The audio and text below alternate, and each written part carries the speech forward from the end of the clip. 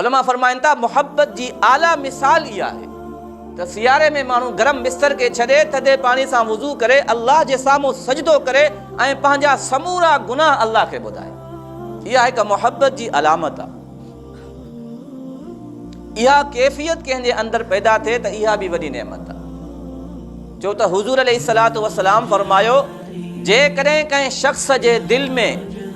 ख़ौफ़ खुदा पैदा थिए, अल्लाह जो भउ पैदा थिए ऐं उन ख़ौफ़ जी कंडीशन में उन जे जिस्म जा वार बीही रहनि, रोंगटा खड़ा थी वञनि, त अल्लाह तबारक व तआला उन जा गुनाह ईअं छाणींदो आहे जीअं सुकल वण मां पन छणंदा आहिनि। त इहा ख़ौफ़ जी कैफ़ियत बि वॾी नेमत आहे। ऐं नबी करीम सल्लल्लाहु अलैहि वसल्लम फरमायो, इन ख़ौफ़ जी कैफ़ियत जे करे जेकॾहिं माण्हू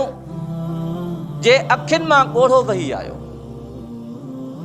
दिल में अल्लाह जो भउ पैदा थियो, अखियुनि मां ॻोढ़ो वही आयो, भलजा मामूली हुजे, उहो अखियुनि जो ॻोढ़ो जेकॾहिं उन जे चेहरे ते वही आयो, अल्लाह तबारक व तआला उन चेहरे जे मथां जहन्नुम जी बाहि हराम करे छॾी। हिकिड़ी हदीस पाक में हुज़ूर अलैहिस्सलातु वस्सलाम फरमायो, क़यामत जे ॾींहुं जॾहिं माण्हू जहन्नुम में हूंदा, पोइ अल्लाह तबारक व तआला जहन्नुम जे दारोगन खे फरमाईंदो त इन जहन्नुम जे अंदरि जेके बि माण्हू आहिनि, उन्हनि मंझां जंहिं शख़्स ज़िंदगी में हिकु दफ़ो बि मां अल्लाह खे यादि कयो हुजे,